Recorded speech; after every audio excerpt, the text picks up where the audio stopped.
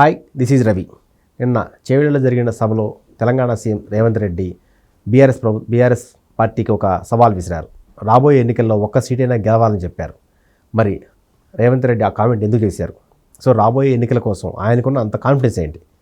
ఇదే అంశంపై మనతో మాట్లాడేందుకు కాంగ్రెస్ సీనియర్ లీడర్ విజయ్ కుమార్ గారు ఉన్నారు. ఆయన అడిగి మరిన్ని వివరాలు తెలుసుకుందాం. సార్ నమస్కారం. సార్ నిన్న రేవంత్ రెడ్డి సభ చూసుంటారు. చాలా అంటే ఈ మధ్యకాలంలో అంత అగ్రెసివ్గా ఆయన ఎప్పుడూ మాట్లాడలేదు. ఫస్ట్ నుంచి చాలా ప్రభుత్వం ముఖ్యమంత్రి హోదా తగ్గట్టుగా మాట్లాడారు. కానీ నిన్న మాత్రం కొంచెం చాలా అగ్రెసివ్గా మాట్లాడారు. సో ఆ వ్యాఖ్యల నేపథ్యం ఏంటి? ఎందుకు అంత ఆవేశపడాల్సి వచ్చింది?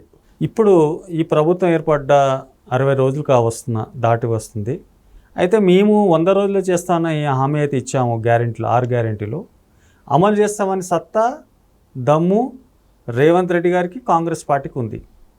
అది ఉంది కాబట్టి ఆ రోజు చెప్పడం జరిగింది. కానీ పదే పదే గవర్నమెంటు మొదలైన తర్వాత నుంచి నేటి వరకు స్కీమ్స్ మీద మాట్లాడడం, కాంగ్రెస్ను విమర్శించడం, అంటే కనీసం మాకు కొంచెం వెసులుబాటు టైం ఇవ్వకుండా రాష్ట్రం ఖజానంతా కూడా లూటీ చేసి రాష్ట్రాన్ని అప్పుల పాలు చేసిన కీర్తి ఘనత మొత్తం కేసీఆర్ కుటుంబంది.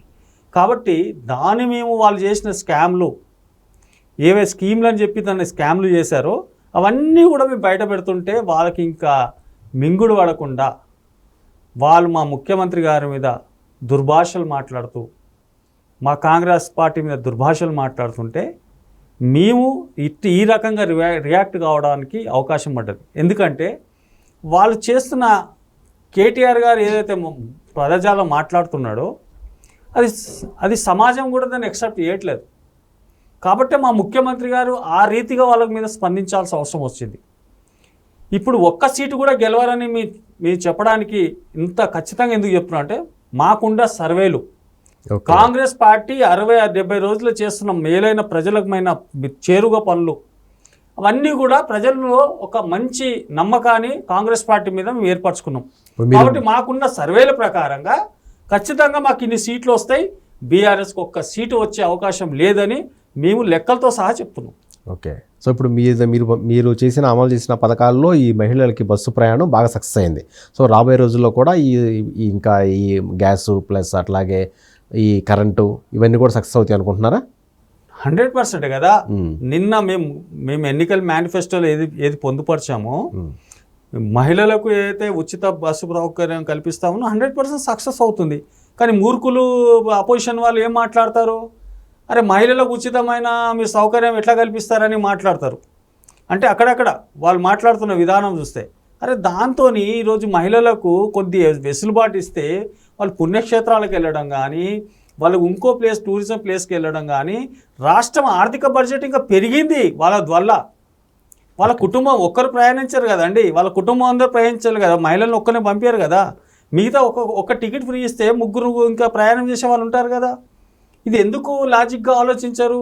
అంటే రాష్ట్ర యొక్క ఆర్థిక పరిస్థితి పెంచడానికి ప్రభుత్వం తీసుకున్న ప్రణాళికలను దాన్ని విమర్శిస్తారు. మీరు గత 10 సంవత్సరాలు మీకు తెలంగాణ ఇచ్చిన తర్వాత మీకు అధికారం ఇస్తే దాని మొత్తం తుంగలో దొక్కి మీ కుటుంబం యొక్క జలసాలకు, మీ కుటుంబం యొక్క అవినీతికి మీరు వాడుకున్నారు.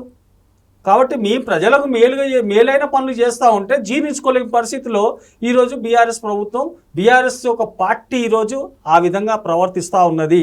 కాబట్టి ధీటుగానే కౌంటర్ ఇస్తూ ఉన్నాం. వాళ్ళకు తగిన రీతిలోనే మా ముఖ్యమంత్రి గారు సమాధానం చెప్తున్నారు. సో రీసెంట్గా కొన్ని కామెంట్లు కూడా చేశారు బీఆర్ఎస్ వాళ్ళు. సో రేవంత్ రెడ్డి ఈ ప్రజాపాలన కూడా, ఈ ప్రభుత్వాన్ని కూడా రియల్ ఎస్టేట్ నడుపుతున్నాడు అని కామెంట్ చేశారు. సో రియల్ ఎస్టేట్ వ్యాపారం ఎలా చేస్తారు, అలా ప్రభుత్వాన్ని నడుపుతున్నారు అని కామెంట్ చేశారు. లేదు, వీళ్ళు ఆర్థిక పరిస్థితి దివాళకోరుగా చేశారు. అది మీ అందరికీ తెలుసు. మనము ఆ రోజు తెలంగాణ ఇచ్చేటప్పుడు ఆ రోజు కాంగ్రెస్ ప్రభుత్వం మిగులు రాష్ట్రంగా మనకు బడ్జెట్ ఇచ్చిపోయారు. అవును. ఈరోజు వీళ్ళు ప్రభుత్వం 10 సంవత్సరాల తర్వాత దాదాపు 5 నుంచి 6 లక్షల కోట్ల రూపాయలు అప్పు చేసి పెట్టారు. మళ్ళీ కాళేశ్వరం కట్టారంటారు. కాళేశ్వరం ప్రాజెక్ట్ ఏమైందండి? ఈ రోజు చూడండి, మేడిగడ్డ పరిస్థితి ఏంది? మేడి పండులాగా అయిపోయింది. కాబట్టి వీళ్ళు చేసిన అన్ని దోపిడీ అన్నీ కూడా మేము బయటికి తెస్తుంటే వాళ్ళు నిజంగా వాళ్ళకు అసలు మనసున పడతలేదు. అసలు మాకు అధికారం ఎట్లా పోయింది? వీళ్ళు అసలు గవర్నమెంట్ రాదని వాళ్ళకు సర్వేలు చెప్పి అది చెప్పి ఈ రకంగా వీళ్ళు అకస్మాత్తుగా వీళ్ళు ప్రభుత్వంలోకి వచ్చినారు కాదు. ప్రజల్లోకి మేము నిజం చెప్పాం. రాష్ట్రాన్ని దివాళకోరుగా పరిస్థితి తీసుకొస్తున్నాడు కేసీఆర్. రాష్ట్రంలో యువకులకు ఉద్యోగాలు లేకుండా చేస్తున్నాడు. ఈ రాష్ట్రంలో హామీలు ఏవైతే దళితులకు ఇచ్చిన హామీలన్నీ కూడా నిర్వీర్యం చేసిండు. ఈ దళితులకు ఇచ్చిన ఎస్సీ సప్లాన్ ఆ రోజు కాంగ్రెస్ చేసిన సప్లాన్ను నిర్వీర్యం చేసిండు. ఈరోజు దళితులకు 3 ఎకరాల భూమి ఇస్తున్నది కూడా వాళ్ళకి ఇవ్వకుండా మోసం చేసిండు.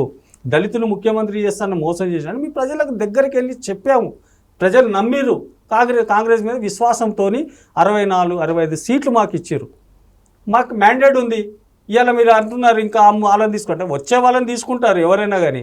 రాజ్యాంగంలో దాని హక్కు, ఎవరు ఏ పార్టీకైనా వెళ్ళొచ్చు, ఎవరు ఎక్కడైనా వచ్చు. అప్పుడు మా యొక్క ఎమ్మెల్యే నిర్దాక్షంగా ఆ రోజు అపోజిషన్ లేకుండా ఆ రోజు 12 మంది ఎమ్మెల్యేలు మీరు కొనుక్కున్నారే. ఎంత దుర్మార్గం ఇది! అంటే మీరు చేస్తే ఒక పుణ్యకార్యము, మేము చేస్తే ఒక దుర్మార్గమా? ఇదే రాజ్యాంగం.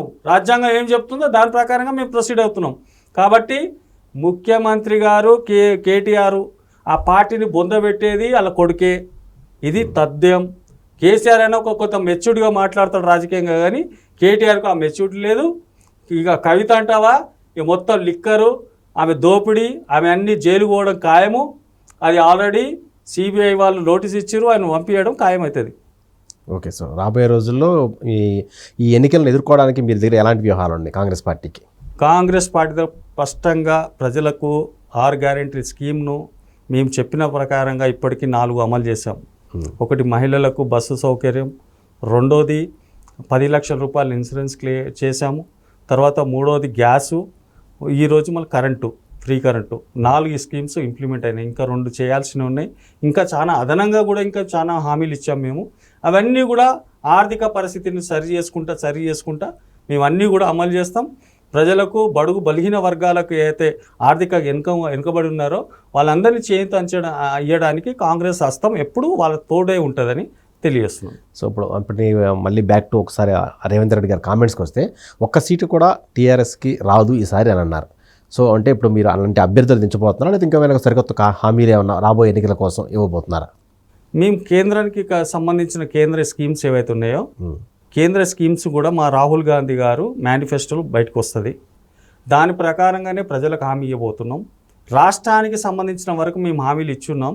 ఆ హామీలన్నీ కూడా నెరవేరిస్తే మా ప్రభుత్వాన్ని ఎప్పుడు కూడా పడగొట్టే దమ్ము ఇంకా ఏ పార్టీకి ఉండదు. మేము చెప్పే స్కీమ్స్ అన్నీ కూడా ఇంప్లిమెంట్ చేస్తున్నాం కూడా, చేస్తాము కూడా.